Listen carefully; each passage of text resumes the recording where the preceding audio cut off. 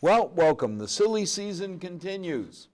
And very few people know the reference that it's not supposed to be a negative, that, well, Kevin Rudden brought it out, so I won't steal his thunder for being one of the few people who know that the silly season is actually a tribute. And it's a tribute to people who stand up, especially for the school. Because here, in my mind, is one of the most important positions in Milford. Because I've said many times, by the time your kids hit high school, you're lucky to get an hour or two out of them a night. Yet the school committee dictates 6 to 7 hours of their life every day and dictates the tools they'll get for the rest of their lives. So tonight, one of those special people who's standing up saying, I want to help the kids of Milford, is here with us tonight. So why don't we start with an introduction? Hi Al, we've met before. My name is Tarek Miranda. I'm a senior at Wentworth Institute of Technology, studying computer information systems. Graduated MHS class of 2014. I went to Milford Public Schools K through 12. Probably the best time of my life. I love the town. And I just want to be able to just help everyone, help the kids who need it the most. E você fala português em cima? Eu falo português, yeah. É uma coisa para ajudar os garotos e as famílias que não falam inglês bem. Sim, eu sei os problemas que eles têm, então eu posso ajudar eles melhor do que quem não sabe. A cultura. Okay, Tariq, I ask the same question of everybody that comes on when I begin the show and when I end the show. I'm from Milford. Why should I vote for you? All right, well, I'm going to tell you why you should vote for me. You should vote for me because I'm also from Milford, and I've grown through the system, and Milford has given me so much. My foundation, my education, my first job, everything was in Milford, and I want to be able to give that to the current generation of students and impact them and help them, and 10 years down the road, help the next generation. I just want to be able to give back because I was given an opportunity here, and I think everyone should have an opportunity to start and do what they want in their lives to succeed. And that definitely starts with the education you get in the school system. So now, if you were to look and say the biggest challenges, the 3 biggest challenges I'll face as a school committee member, what would they be?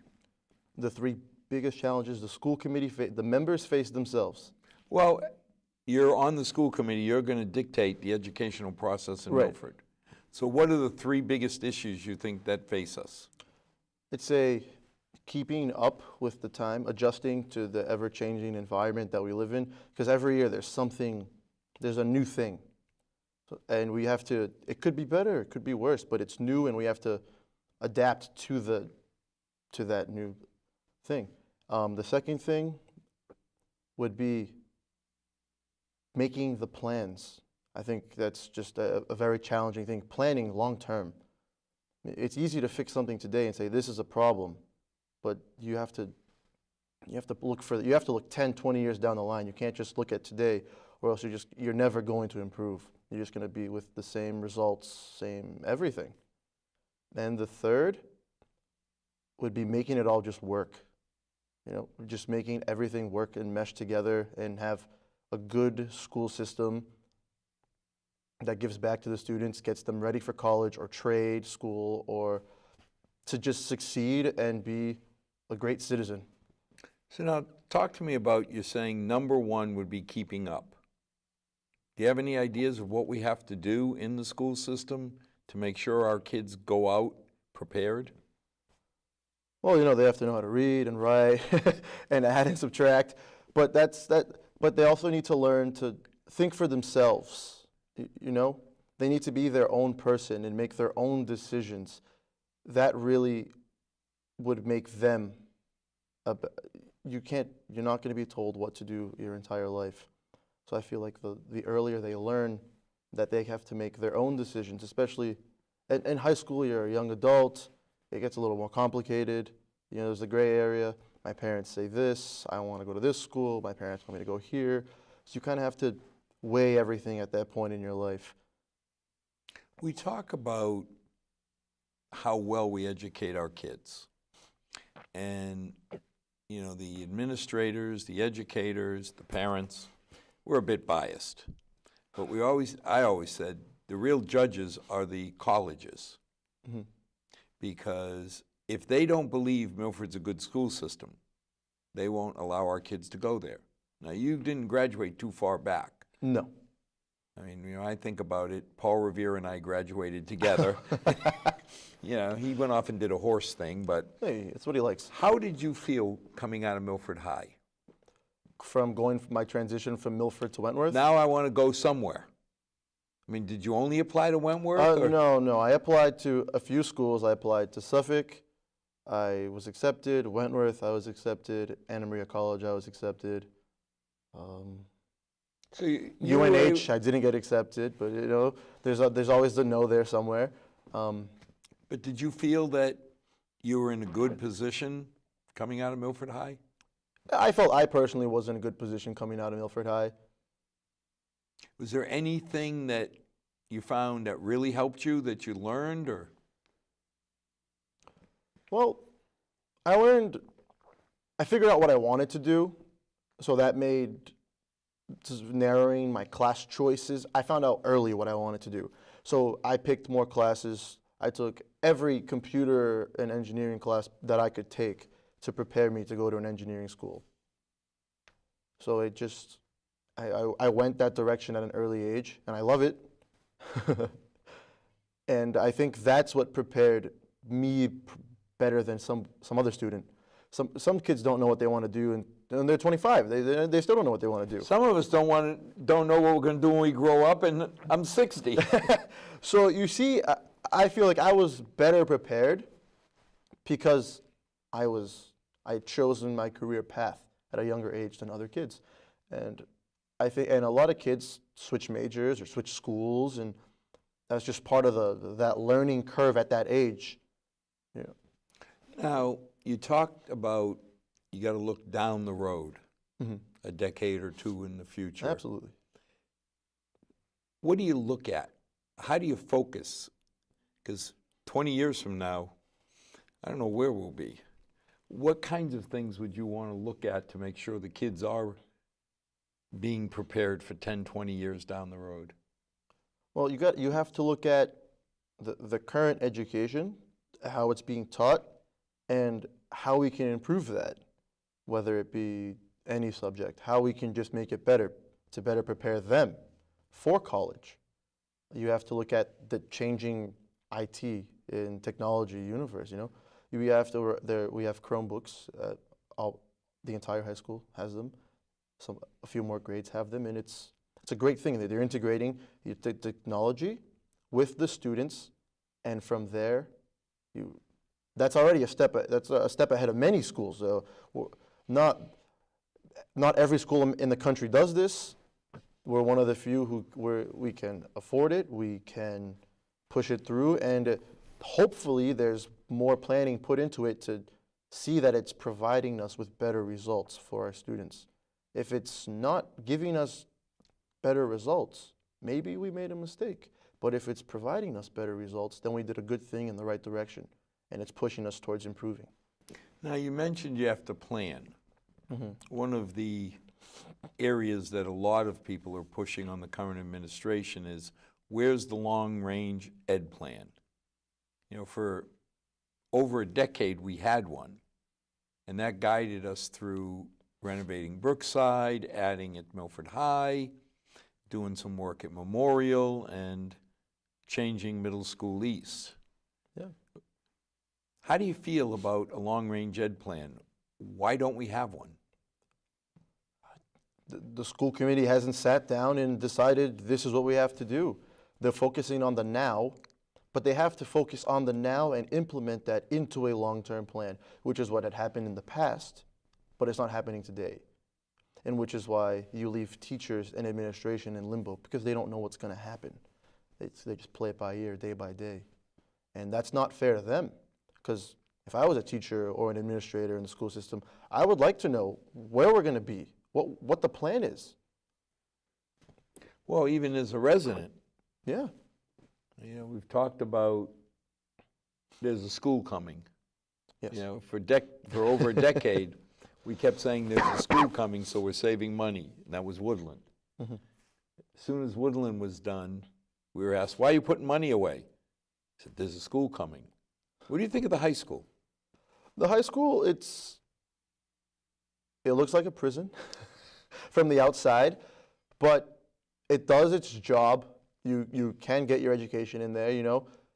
It definitely could be improved. I've heard from a few teachers there's a ceiling roof that not ceiling roof. There's a leaking roof. Sorry, and that's unacceptable. Why aren't we focusing on that right now? That's a now problem that needs to be fixed. It's well kept for the school of its age, so that's a great thing, they say. Now I'm feeling old because I was in the first class out of that school. And no, Paul Revere was not part of the class. Oh, he was 4 years before you. There you go. Yeah. No, but I can see the high school is a bunker. Yeah. Okay, she's not the prettiest thing, but on the other hand, solid as a rock. It's exactly. And it provides you with the essentials that you need, but everything can be better. And some things need to be fixed. The water and the water bubblers don't taste that good. I'll tell you that much. There's a leaking roof. You know, and the leaking roof's a big thing, but you know there's other small things in the school that if you just put some work into it, it looks great again. It'll just look great. And you need to fix those little things because the little things add up. When you forget about them, they pile up and then you have 10, 20 small problems that you're not addressing. You talked about Chromebooks. Yes. We put a significant $600,000 on top of Woodland. How do you think the Chromebook initiative, what do you think it's going to do for us and how do you think it's going? So, my little brother has a Chromebook. And at home, he uses it to watch YouTube. So it's like another computer for him. I don't think he's getting what he should out of it, which is why, as I said earlier, it could be a really good thing or it could be a detriment. So, but I think there needs to be a way for the parents to be able to check what the kids are doing because they have their own account and all of that. They can do anything they want on that thing. We gave them a computer. And that's got its ups and its pros and cons, and we have to figure it out. And I don't see us having a way to, I guess, see if it's helping them. We don't have a way to measure if the Chromebooks are helping the students.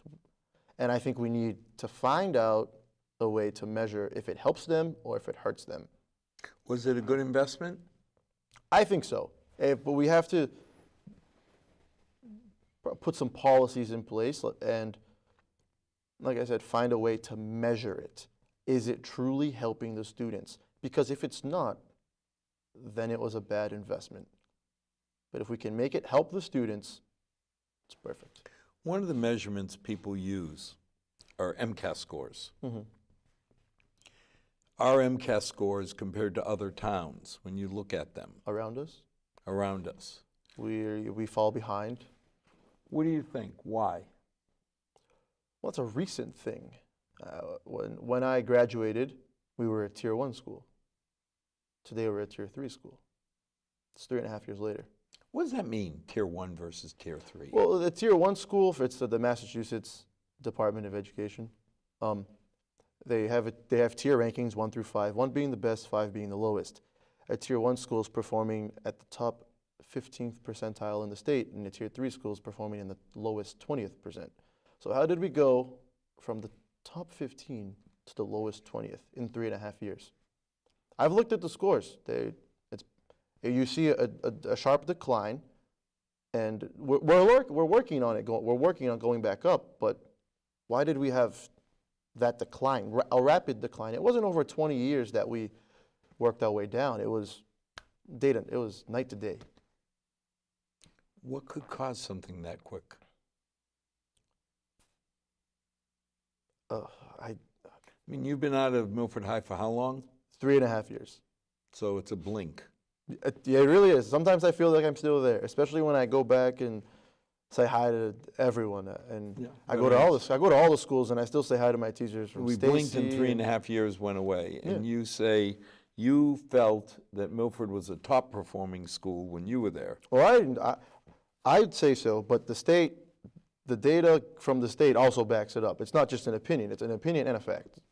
Okay. Some people blame the immigrants for that. Really, and I can see the argument because a lot of Truth or fiction? both. There's a little bit to both sides.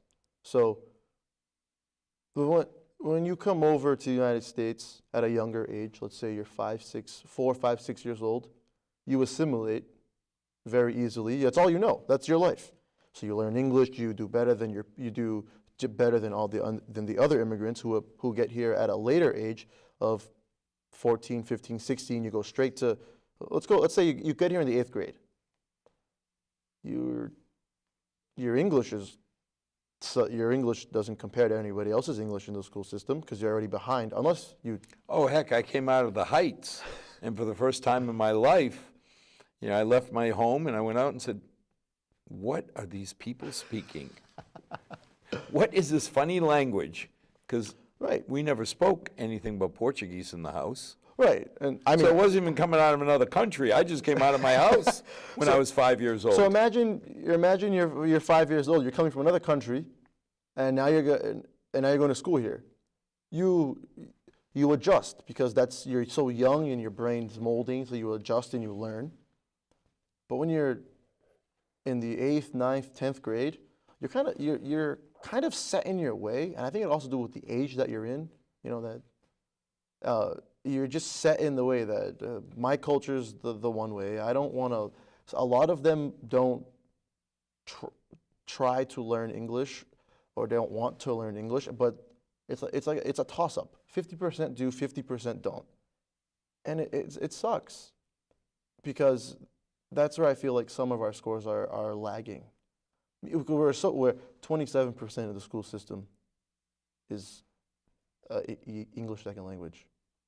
That is an enormous number. But I remember when my daughter hit 8th grade, and I asked Tommy Davern, he took incredible pride in running Middle School East. Okay. And I was on the school advisory committee, and I remember coming in once saying, Tommy, why do your MCAS scores suck? Figured I'd get a reaction. Right. And he looked at me and he said, because you're ignorant. I said, great, enlighten me. Right. And he sat down and showed me that we had a bimodal distribution in test scores, that our top kids did as well as any of the top kids in any surrounding town. Mm-hmm. But then we had this whole group, the ELL kids coming in, the special needs kids, where they just aren't going to test as high. Right. So when you average the two, the average looked bad. But biggest concern is if I'm a parent and I come to you and I say, okay, I've got a kid who legitimately is gifted. Mm-hmm. Of course, all of our children. I have the most intelligent, beautiful, girls in the world. Not that I'm biased, but absolutely not. You sit there and say, okay, my kids are at this side. They know how to speak English. They're educated. They're intelligent. Will they get a good education in Milford? What would you say to them? I'd say they would, but they also have to pick courses that will challenge themselves. Because you can be gifted and educated, but you can still pick courses that won't challenge you. You can stay in the lowest level courses forever, and be gifted in. It's a choice you make. And how do we steer people to the right choices?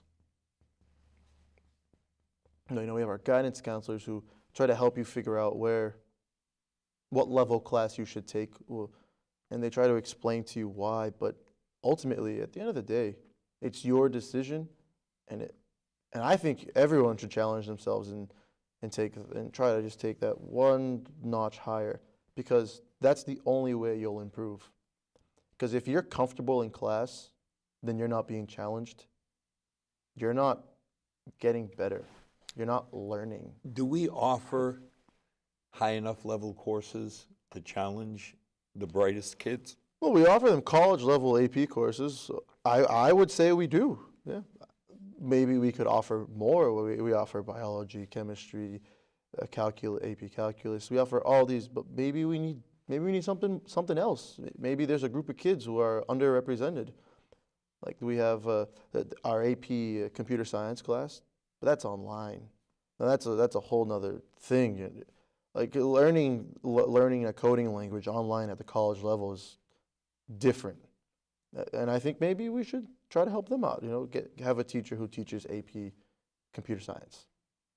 Now, when you say it's different, w- different good or different not so good? the online class? Yeah.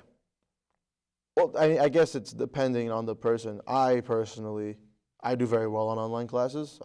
I prefer them. Some people can't keep up with the work in online classes because they don't have a teacher that they're seeing 3-4 days a week telling, oh, this is due tomorrow, this is due next week, and all of that, It's a lot of self-responsibility. So if you have a lot of self-responsibility, you'll be great in an online class, I believe. If you lack the motivation and the self-responsibility, I believe you will struggle in an online class because you will forget deadlines and because they're not emailing you to tell you when to do it. Your professor's not going to call you. You got to hand it in. Well, that's college. Welcome to the real world. You're Right. no longer going to be babied. Right. And then after college, I hate to say it, but in industry, I value people who are self-motivating and do their job and push. If you're expecting me to coddle you and nudge you, well, you're not as valuable to me if I've got to do everything for you. Right. And we need to be valuable. We need to make ourselves more valuable and marketable to colleges and then after college. Our college readiness index performed by U.S. News and Niche, they put us at the 33, which is at the bottom, which is saying Milford's graduating classes are not ready for college. We're underprepared. And then I look at my friends, not just my friends, my classmates and students who have graduated before me. They all went to good schools. They're getting jobs. So sometimes you have to look at that number and then look beyond the number. Look at everyone.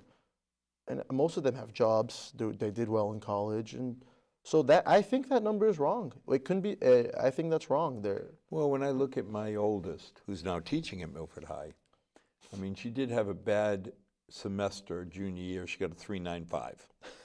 We don't know what she was doing. That she must have been partying too much and got that B+, because everything else was 4 point something. Right. So, when I think objectively, she went to Clark, turned down Holy Cross. Oh, no. But she went to Clark. It was the right school for her. And when you're pulling 4 O's, except for that 1.395, The blemish. it's the blemish.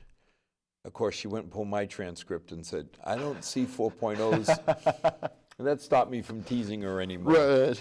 But it seems like she was prepared. Yeah. And so the numbers say we're not prepared, but the results show that we're prepared. So there has to be. So are the numbers again mixing the bimodal? Of course. Because you'll always have the highest performing students, and you always have the lowest But a performing lot of students. towns around us just have one Gaussian curve to deal with. It's because they don't have as many students in that category. Like I said, 27% of our school is English second language. No district around us has that number. They'll be lucky to have half of that number. Now, school choice, Mhm. not been very favorable lately No, we spend a lot of money paying for kids. to go outside of Milford. Right, and we also pay for the kids who come into Milford. Yeah, but coming in, at least we get money for it. Right, but we have we get we have a little over 100 kids that's choice into Milford. We have a little over 200 that choice out. So the average amount we get for those who choice in is $5,700.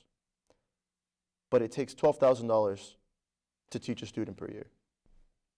So we're still spending $6,300 on these 100 plus students who choice in, which is $600,000 that's costing us yearly on educating these students. Now those $600,000 could be put towards a new roof, helping hire some special education teachers, some English some English second language should teachers. we not do school choice? I would look into possibly closing school choice, yes, because it would help us for now. Maybe open it later down the road, but it would help us today. Why do you think people choice out? Well, there's a number of reasons. Some of them go to private school. Some kids choose I was reading a lot. Some kids get bullied, and that's a big thing. My kids leave. And then it's known that most districts around us have a better school system. So as a parent, would you prefer your kid to go to an A-level school system or a C-level school system? Where would you put them? Yeah, and that's the whole idea of, if I have a top student, am I going to get a good education in Milford? And if you believe that there's one Gaussian curve and everybody is about the same, then you're right. As a C level, I'd go somewhere else. Right. And too many people are looking at it that way and not seeing the fact that you really have two curves. Correct. Now, people coming into the community, you've got people like my father. He came over, had his 4 years of school that they got in the Aldea. That was it. You got 4 years, time to go to work. Yeah. I have a problem because I don't understand. In the old days, when I graduated, if you were going to college, you went to Milford High as a Milford kid, or private school. If you wanted to learn a trade, you went to Blackstone Valley. Right. But somebody like my father, and I've said it before, if you put my father in an organic chemistry class, he's not going to do well. He's not an academician. But give him a tool, and he was an artist. He'll build this whole studio again for He'll you. build it in a way that will stand forever. Yeah. But today, what happens to people like my father? The whole problem is BVT can select who they get. The trade schools can select who goes into them. Yes. So the kid, like your father, who needs to go to the trade school, that is his life path. He doesn't get it. My father could never get in because he would never be top 15% Exactly. academically. Because they pick the best academic students from all the schools that can go to them.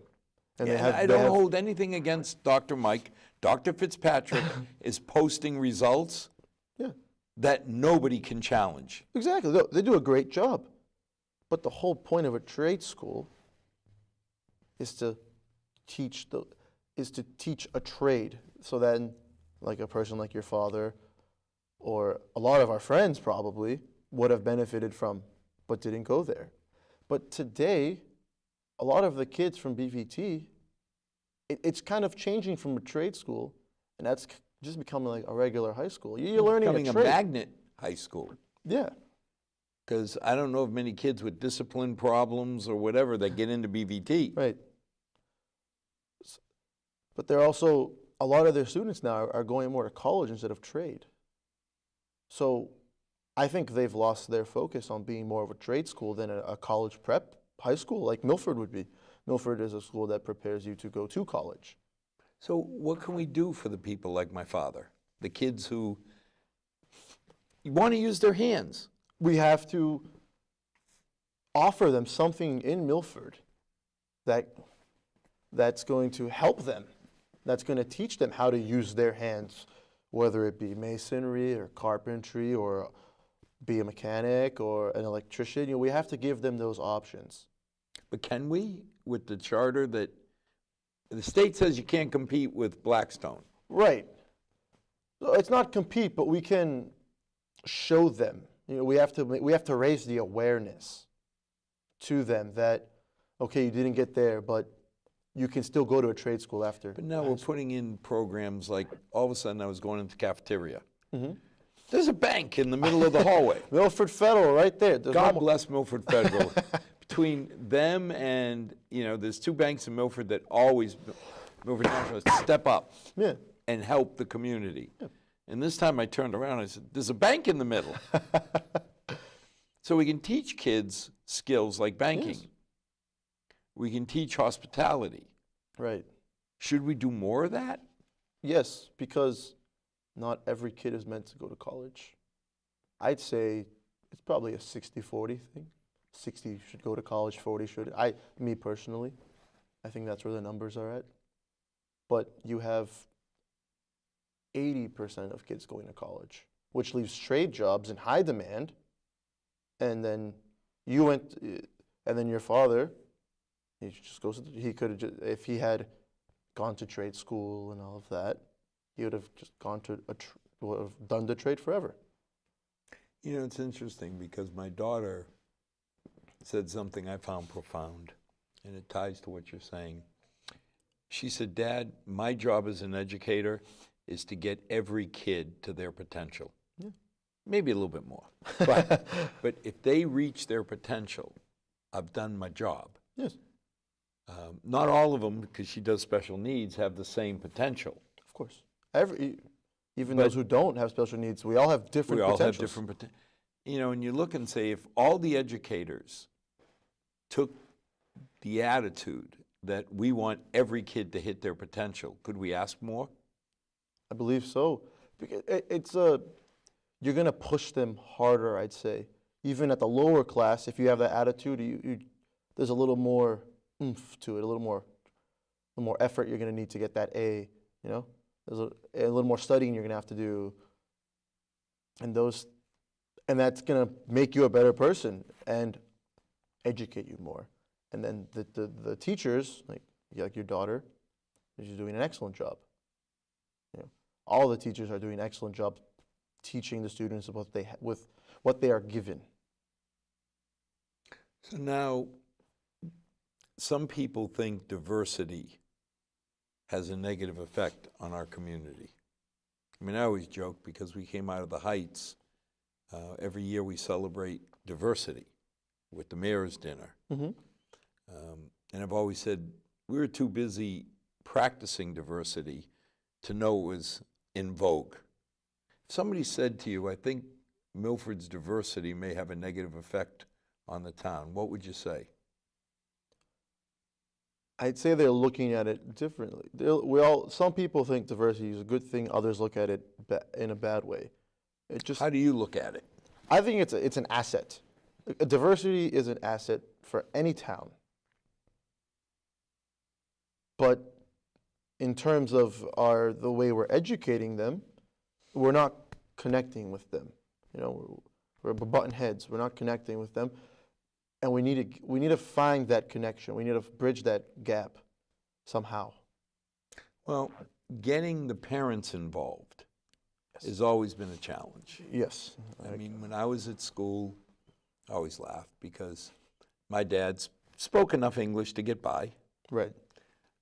But the minute they said you have to go to school to support your son, he put on his little hat, he put on his little coat, and he went there.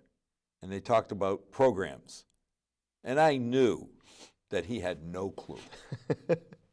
They're going through all this algebra, and my father's there because he's supposed to be there to support me.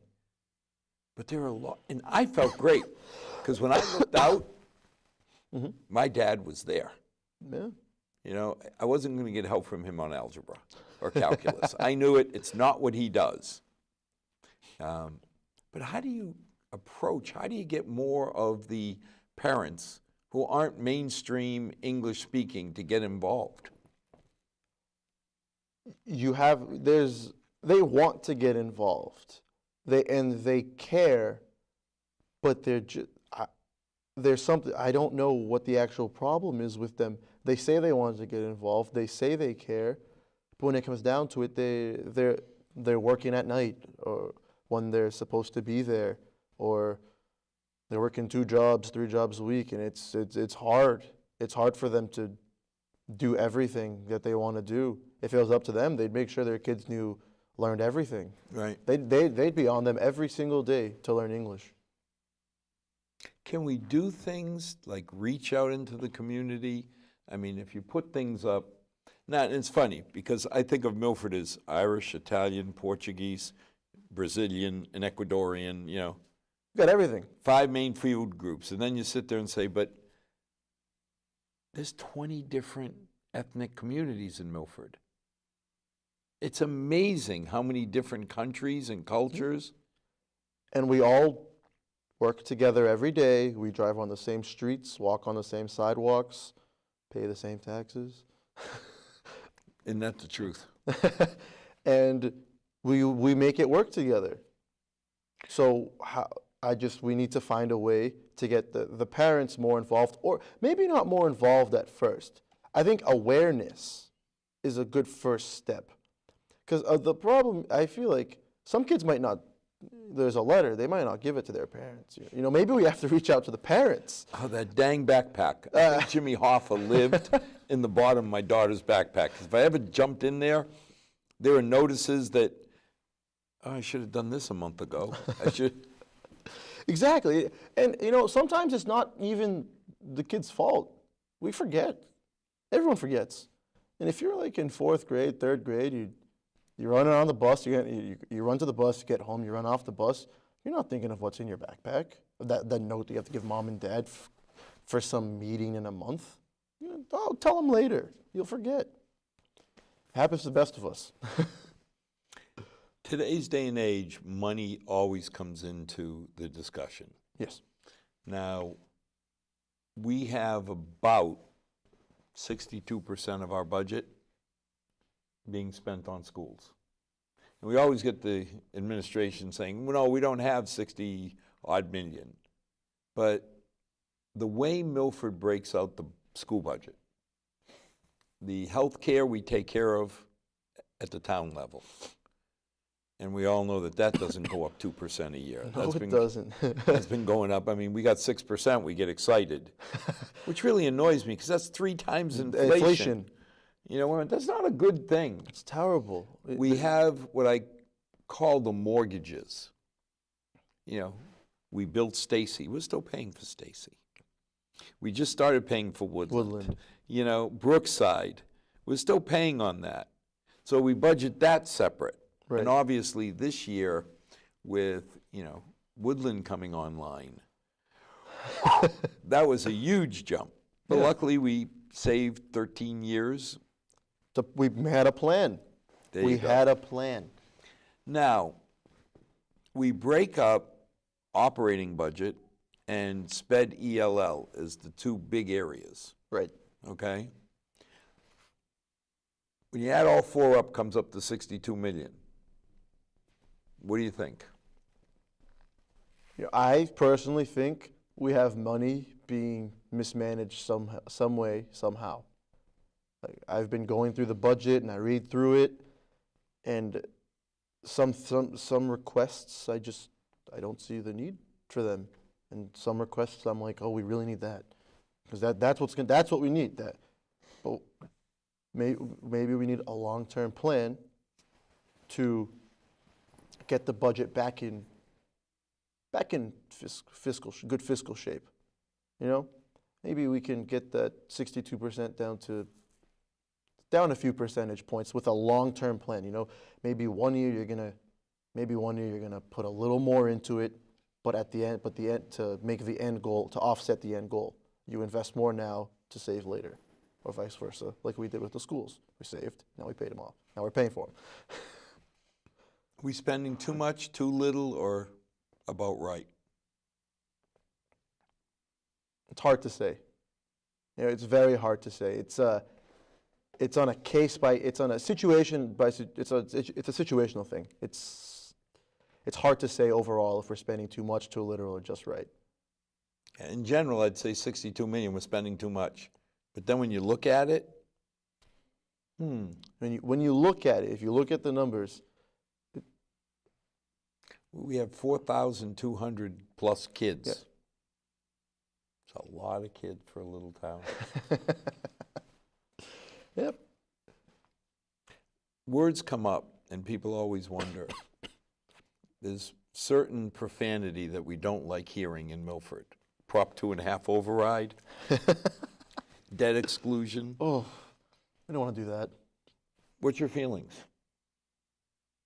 Listen, if you could get me a budget at 2.5%, FinCom's gonna love you. The town's gonna love you if you can keep the budget at 2.5. But it's just salaries themselves are 3.1, I believe, right there. That's more than that's more. It's a complicated. The budget's a very complicated matter, and that's why they've been working on it. They started in October. Right. They're still working on it today. And I'll bet $1 against the donut that the operational budget will go up 2-point-something%. We'll fund SPED and ELL separately, as we will the mortgages, the bonds, Right. and the health. So realistically, school will go up 4 or 5%. Yeah, I think that's what's gonna happen. It's gonna go up between 4 and 5%. What happens if the state goes crazy and cuts the aid? What do we do? Well, then we have to take matters into our own hands. Right now we're getting lucky. We have to curb the growth. Instead of hiring 3 teachers, well, we're going to have to make it work with 1 teacher and a TA. We have to be flexible with these things, because we have good times and we have bad times. The economy is up and down, And during the bad times, we have to be flexible, we have to be prepared, and we have to have a contingency to handle it. So instead of, like I said, instead of hiring 4 teachers, you hire 1.5, because that's what you can afford. And you just have to make it work like that, because if you cut something, it's gonna hurt. And it's not just gonna hurt it's gonna hurt the students. I don't want to see cuts. I don't want to hurt the students. If you want, I want them to do what they love. So maybe there's 200 kids who love. No, there's more than 200 kids who love music. So let's say that. Let's say we cut music. I'm cutting off like 40% of the students who play an instrument or sing or something. I can't do that. I'm not letting them reach their potential. And my job, if I were to win as a school committee member, would be to pass policies and do the budget correctly, so that these students have everything they can to reach their potential. Now, the 600-pound gorilla in the room is always Middle School East. Any ideas for what we do with it? What we do with Middle School East? Maybe come up with a partnership with a community college and have them take care of the infrastructure, and then they can use it as classrooms, and our students from the high school can take some college level classes there while we give them the space. I think that would be a good idea. It's a big building. Probably it has a gym, and we're low on gym space, so we need to keep it. We have many different athletic teams who use gym, and we can't tear it. We need the gym. So I think if we were to have a partnership with Mass Bay or a Massasoit or Somebody. Framingham State, any school who wants to use the space, but they keep the building, we keep the gym, and we have a partnership where our students can go there. I think we're years ahead at that point. Are there any programs in your mind you'd want to add that we don't have? Well, I'd like to be able to teach more on the trade side, because We have so nothing many for those. kids. Yeah. We have almost nothing for them. Banking and hospitality, Hospitality. which is good, Right. but we need not more. everybody wants to be a banker or in the Working in hospital. the tourism industry.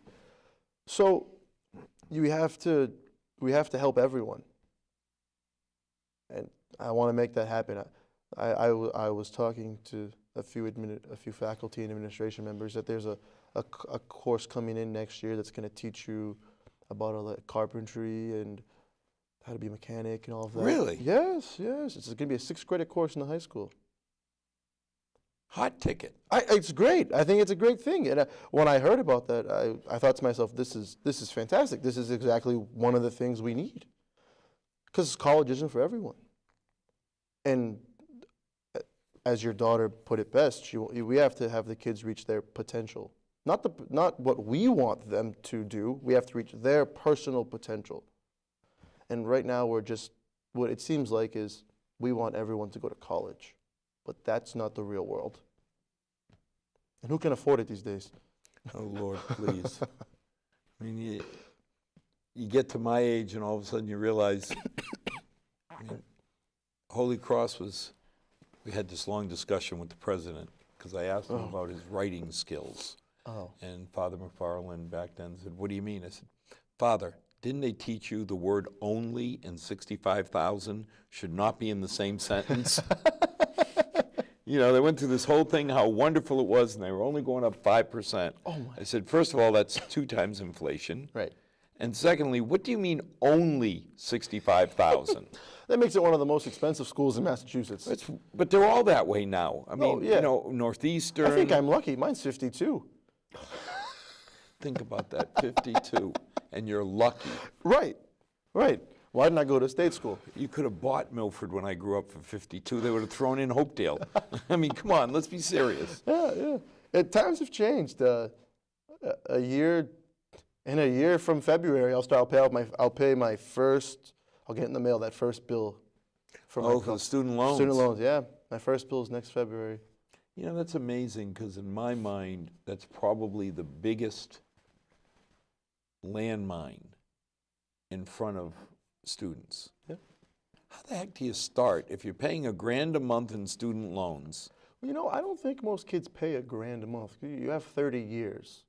But I guess it also depends on the loan you took. And I think the big problem is you graduate college, you're so used to being on your own, you want to move out. You don't want to go back home. Most kids want to move out, do their thing, so now they're paying rent. You want to live in the city. You're young, you want to live in the city, so you're paying $1,000 in rent. And then you're paying $500, $600 in student loan. And you have a car, and you have health insurance, and you have everything else. How do you afford all that? Well, see, that's where I'm getting to, because I'm sitting there saying, an apartment in the North End is about $2,800. I know that one for. If you have to pay your student loans, I mean, when I graduated, like a lot of us, had $32.80. But my parents, I don't know how they did it, but they paid my college. So I graduated dead even. Of course, then Lucky. the Catholic guilt gets to you, so I had to pay, so both my daughters came out even. They didn't have any loans. But their friends coming out saying, what kind of job? You got to make 60, 70 grand if you're going to buy a house and a car and pay your loans. How many of those jobs are around? If you're in STEM, pharmaceutical, law, it's hard. It's hard to get into that right out of school. It's very hard to be at 65 plus right out of school. It's very hard. I'm going to say I'm hiring chemists in their 50s. They're 50-some thousand, which seems like a lot of money, but not if you got all these extra things to pay off. Right, and which is why I advise everyone, if you have student loans, go live back home for 2 years, and in 2.5 years, if you're living at home for free, still with mom and dad, you will pay off your loans. That's negative expense. That's not even breaking even because the rodents would attack my wallet. I used to have cash, And when they were living at home, but candidly, it was the best thing.